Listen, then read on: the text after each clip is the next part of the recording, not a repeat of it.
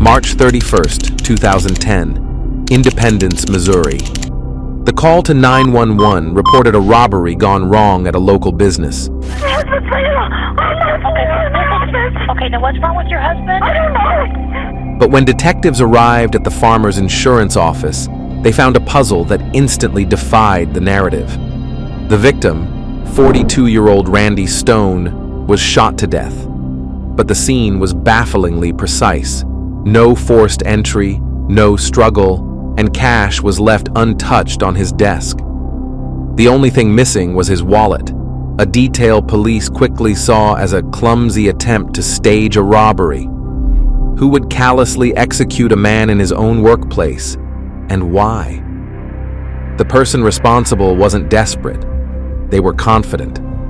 The investigation would require police to look past the staged crime scene and into the victim's life, searching for a secret dark enough to drive someone in his inner circle to this level of brutal violence.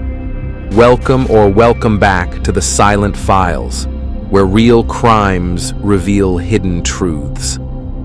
On this channel, we investigate some of the most gripping true crime cases. Make sure to hit that subscribe button, like our video, and turn on the notification bell so you don't miss a single episode. Now, let's dive into the tragic case of Randy Stone. Randy Stone was born in Kansas City on June 14, 1967. Randy's life was defined by duty and devotion. To everyone who knew him, Randy Stone was the kind of man people trusted instinctively. A proud former Marine and self-made insurance agent, he built a life around faith, family, and hard work. He and his wife, Teresa, met in their childhood. They lost touch when Randy enlisted in the Marines at age 18, but later reunited and married after his service. Friends described him as steady, loyal, and deeply affectionate toward his wife. According to his longtime colleague, Robert Davis, he worshipped Teresa. She meant everything to him. Randy's devotion ran so deep that friends often joked he could barely attend a social gathering without calling her or answering one of her calls. He was also a devoted father to his two children, his son Michael and his daughter Miranda. Both of their kids were baptized at New Hope Baptist Church, the same church where Randy and Teresa had exchanged vows years earlier. Randy's faith anchored every part of his routine. Sunday morning services, Wednesday night Bible study, and any church function in between. He drove the church buses, taught Sunday school, and even helped with the church's financial management. Teresa Stone was born around 1971, making her roughly 39 years old at the time of the tragedy. She grew up in Independence and worked alongside her husband at the insurance office.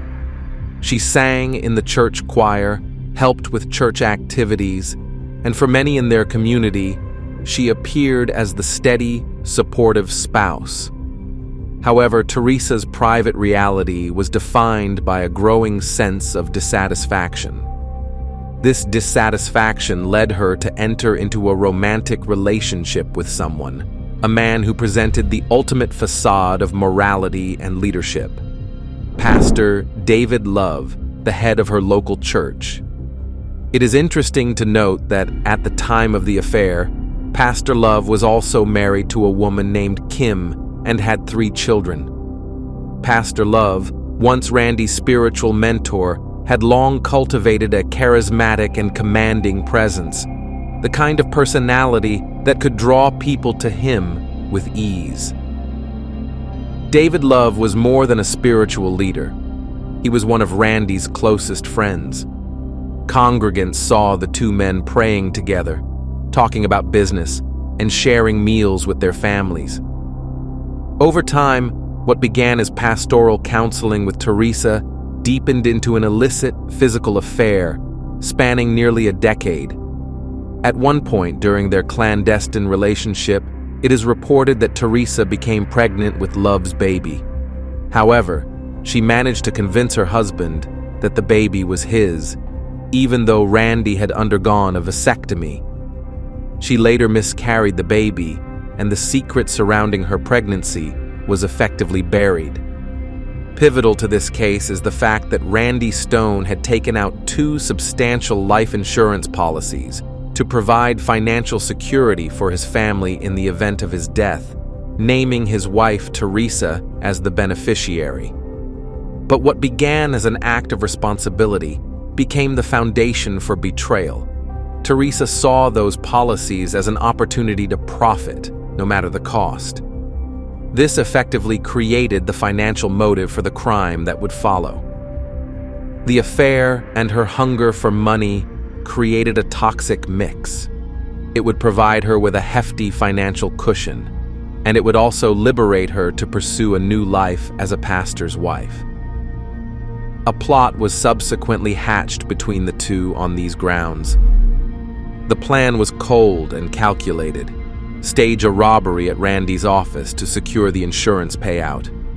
On March 31st, 2010, Teresa ensured that Randy was alone in the office while she conveniently ran errands and followed an alibi she would later document in receipts and video.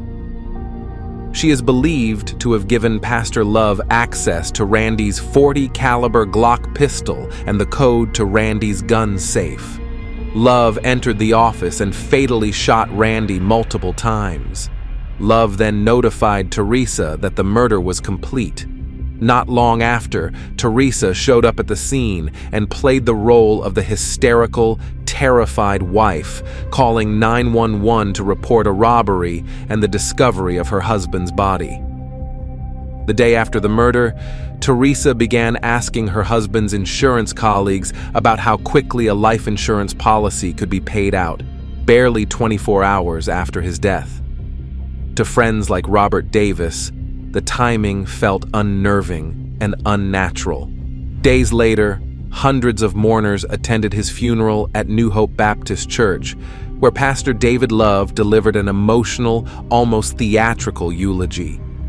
He spoke of sorrow, faith, and unanswered questions, saying, "We weep not just because of the separation of our loved one, but because of the questions that death brings. Why him? Why now?" We sit here today and we weep, not just because of the separation from our loved one, but because of all the questions that death brings. Questions like why? Why him? Why now? Without answers, death seems so cold. The body here, and all the flowers, the things gathered around, we say, but we anticipated he would grow old. We anticipated that we'd do more things together. What's with the word anticipation and death being swallowed up in victory? How could this be good at all? Detectives on the case were among the crowd that day. They had wired recording devices inside the church, believing that the killer, or someone connected to the murder, might be sitting in those very pews. When the police began their meticulous investigation of the crime scene, the initial suspicions were definitively confirmed. This was a clumsy attempt at a robbery to disguise the true motive. Around $100 in cash remained on his desk, reinforcing the view that robbery was a mere ruse. Crucially, the lack of forced entry and the missing personal handgun became the central forensic facts. Suspicions immediately began to swirl around Teresa. Despite her frantic 911 call, officers noted her calm demeanor during questioning, prompting them to look closer at those closest to Randy. Almost immediately, suspicion centered on Pastor David Love as the possible shooter, not only because of his close friendship with Randy, but because whispers of an affair between Love and Teresa Stone were spreading fast. According to lead investigator Detective Keith Rosewarren, it was the worst-kept secret in the church. Within just 24 hours of Randy's murder, congregants were already coming forward with stories of the inappropriate relationship between the pastor and his parishioner. But proving that the affair had escalated into murder took time. For weeks, Teresa refused to cooperate. She denied any involvement, portraying herself as a grieving widow. Investigators said she didn't simply grow a conscience overnight. Her story only began to change once police laid out the mounting evidence she and Love had left behind. When police brought Teresa in for questioning, she presented an alibi that sounded almost rehearsed, complete with time-stamped receipts and detailed explanations for her whereabouts. Investigators found the level of precision unsettling. That's not jiving. This was a planned killing. No. It was a planned, premeditated killing. And more than one person was involved. I have told you everything that happened on that day. Well, I'm telling you that I have They have- receipts to show you. My daughter was with me. As one attorney later said, no one who wasn't preparing for that could recite their day down to the minute. Pastor Love's supposed alibi to detectives drew even more suspicions. Among his blunders was a peculiar banking errand. On the day of the murder, Pastor Love drove to Liberty, Missouri, to deposit a mere $100 check into his account, a move that made no sense for a man supposedly on his normal daily routine. That odd detour would later help detectives trace his movements. Meanwhile, police learned that Teresa had called another pastor, David Trump, to report Randy's death and, strangely, to establish her own whereabouts at the time of the murder during the conversation. As they pored over thousands of phone records belonging to Teresa and Love, detectives noticed two numbers that didn't belong to any known contact. Those numbers led them straight to a pair of prepaid burner phones purchased by Love and Teresa to secretly communicate. But the conspirators made a fatal mistake.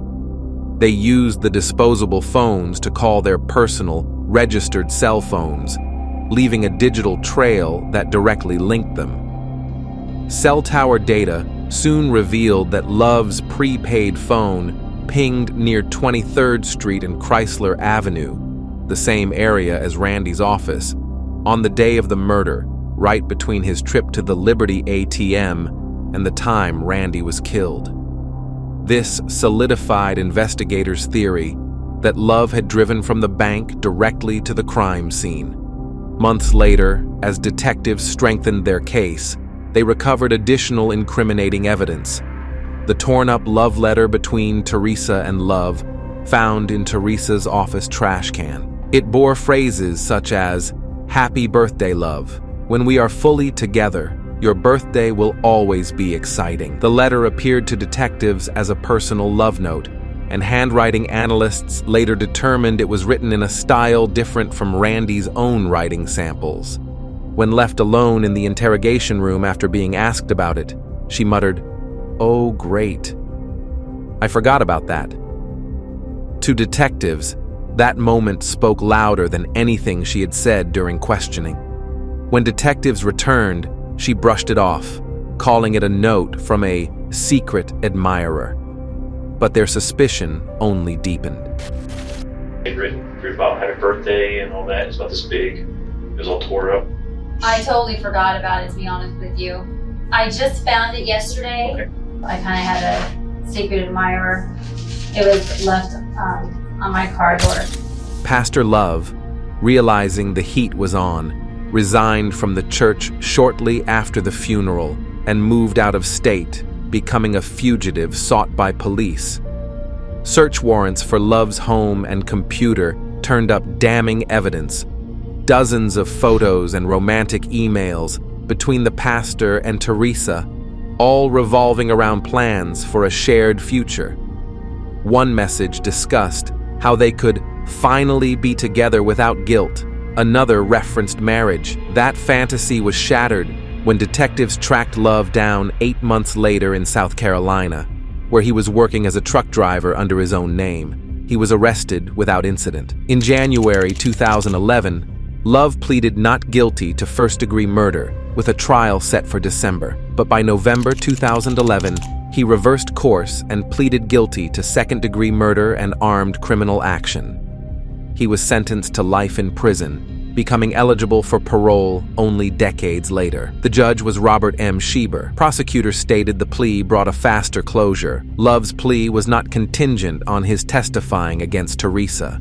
Teresa Stone was indicted on May 27, 2011, for conspiracy to commit murder. In April 2012, she accepted a plea deal, pleading guilty to conspiracy to commit murder with reduced charges. I can do anything to change them. I would, but I can't. Ask you today to show mercy on my case. I will do anything I have to do to pay my debt, Your Honor. In court, the prosecutor painted a stark picture. Her lover was her hitman. They asserted that Teresa and Pastor David Love had expected to profit from Randy Stone's death through 2 sizable life insurance policies. But their plan backfired. Randy had quietly changed the beneficiaries, ensuring that the payout would go to his children instead of his wife. On June 15, 2012, she was sentenced to 8 years in prison. During Teresa Stone's sentencing, her 2 children, Michael and Miranda, made an emotional plea in court, asking the judge for mercy on their mother's behalf. Teresa herself tearfully read a prepared apology and begged for leniency, saying she didn't want to be separated from her family. A bitter irony, considering the crime that had torn it apart. Her defense attorney, John P. O'Connor, accepted the sentence as fair. I need her, and I can't stand the thought of losing my mom after I've already lost my dad. Extremely hard. But losing my mom would be harder. We've grown amazingly close as a family, and me and my sister both need her very much.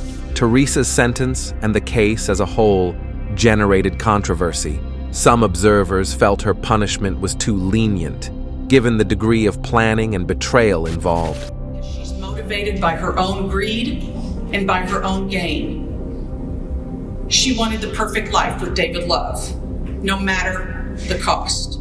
After the conviction, both Love and Teresa declined further public comment. Randy's mother, Clara Kohler, continued attending New Hope Baptist Church even after the scandal, raising funds for a memorial pavilion in her son's honor. The New Hope Baptist Church replaced Pastor Love with new leadership, and church members sought to heal after the scandal rocked their congregation. Meanwhile, Kim Love, David Love's wife, divorced him and later remarried. She and her 3 children publicly forgave both David and Teresa, telling one media source that they chose to move forward by God's grace. From behind bars, Love now leads large Bible study groups and mentors other inmates, still portraying himself as a man of faith. The murder plot, designed to secure a new life of wealth and freedom, collapsed into prison time and shattered lives. The financial solution Teresa sought through murder became the cause of their ultimate ruin.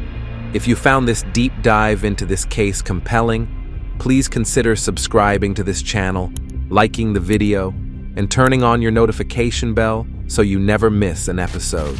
Thanks for tuning in to The Silent Files, where real crimes reveal hidden truths. Don't forget to let us know your thoughts on this case in the comments below.